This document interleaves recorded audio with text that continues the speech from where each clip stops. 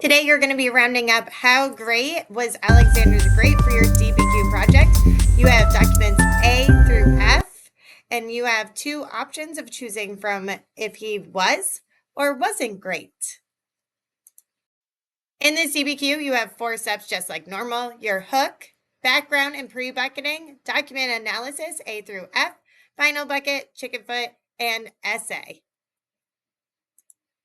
Marking the text is an active reading strategy that asks students to think critically about their reading. It helps students to determine the essential information in a reading passage, isolating it visually from the rest of the surrounding text. While reading the text, students analyze ideas, evaluate ideas, and circle and underline essential information relevant to one's reading purpose.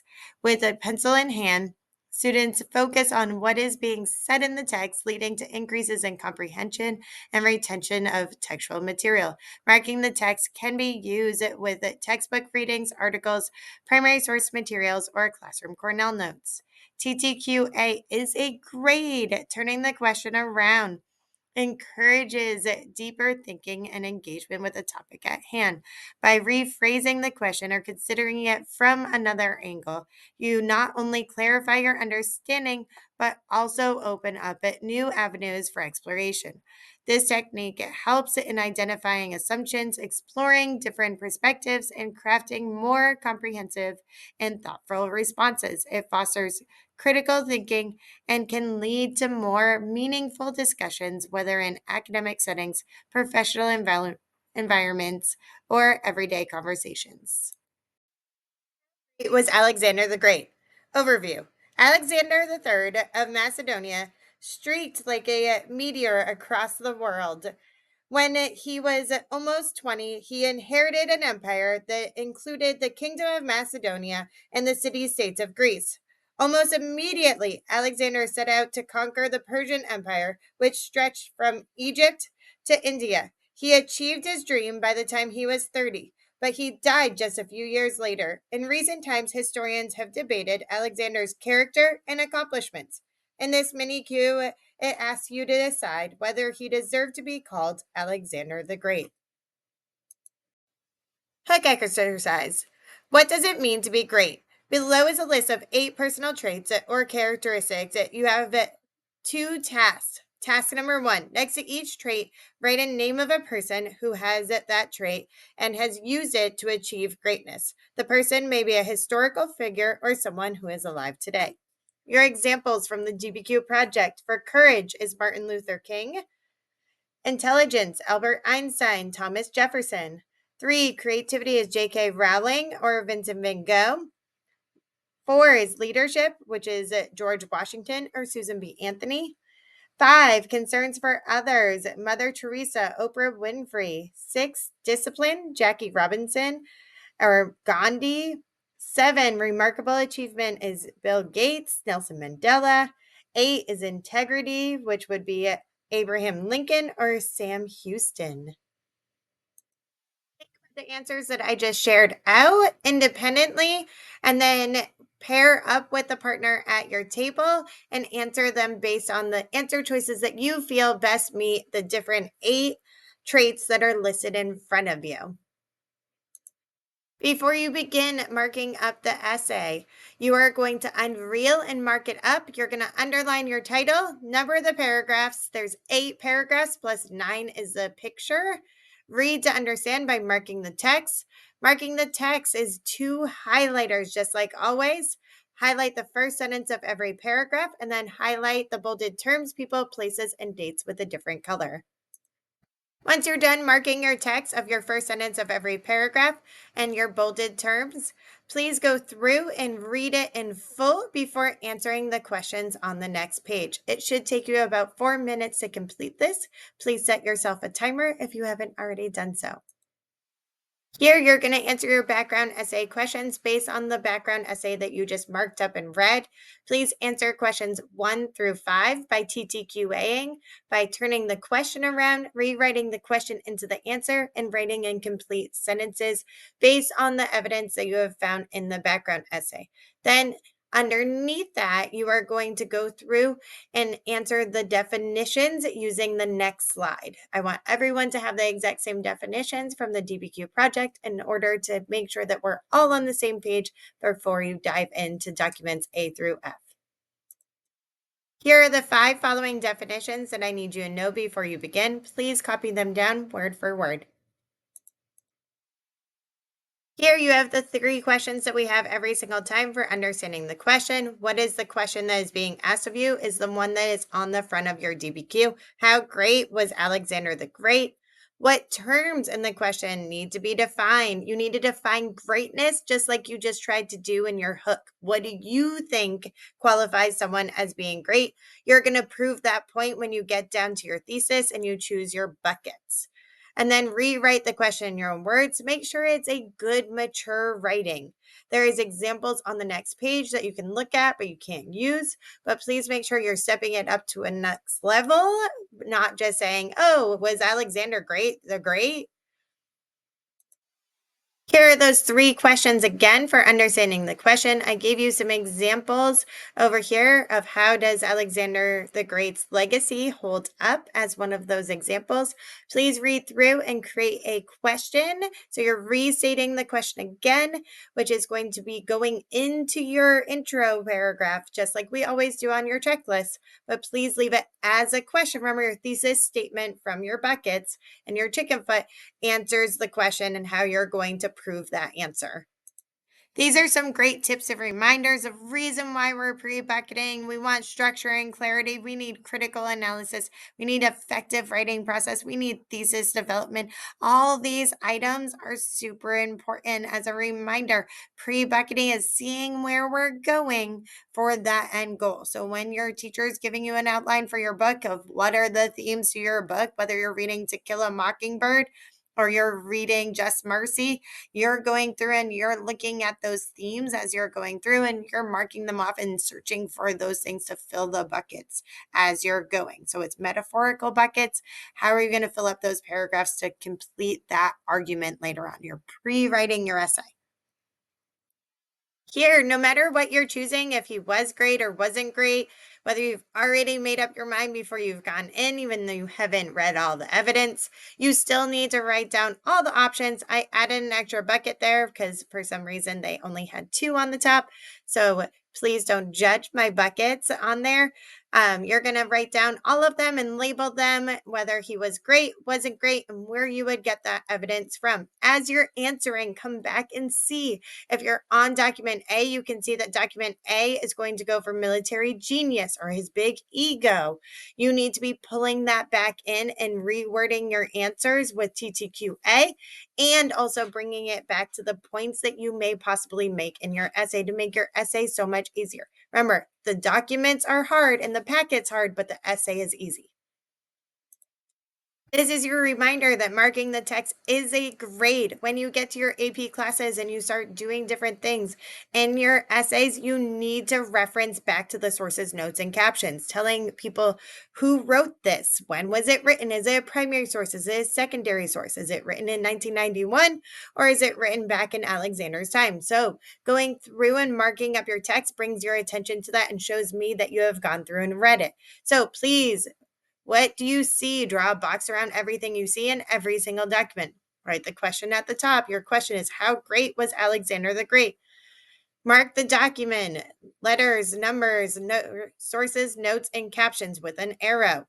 Examine the sources. Who wrote this and when?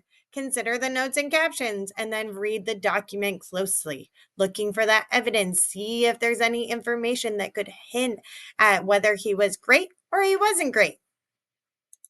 Here, what I need you to check is, did you actually mark up your document? You put a box around everything that you see. You've put an arrow at your sources in your note, and then you've looked at the legend on the side where the compass rose is and everything else. Remember, you're TTQAing it. You're turning the question around, bringing everything back. Everything is in the map. You should be able to see it and put your finger on it, and then bringing it back to the map every single time. Remember, document A is used as a military genius, a leader, someone with a big ego. He's traveling all over the place, leaving his people in Macedonia. What does that say about him? Once again, here in document B, please make sure that you're marking up your document, reading your sources, notes, and captions. There is 2 sections of notes. There's an editor note up in the top right, and then the stuff at the top. Please make sure you're reading that before you begin. A lot of your answers come from that. Document C, once again, you are going to be going through, marking up your document, bringing the answers back to the document. Make sure that you mark your sources, notes, and captions. Here, it just has a source and a note. Please make sure that you're paying attention to that. You want to reword and work that into your essay. So please do that here so it makes your essay easier. Here is document D. You're marking up it again. You have a sources note and another source at the bottom. Please make sure that you are telling me which quote you are taking it from. You have the legend of the helmet and the legend of the hat band. Please make sure that you're referencing that consistently. One of them is circa 130 CE, and one of them is from 2004. Please make sure that you're clarifying that in your essay as well to add some extra to it and bringing that essay to a more mature answer.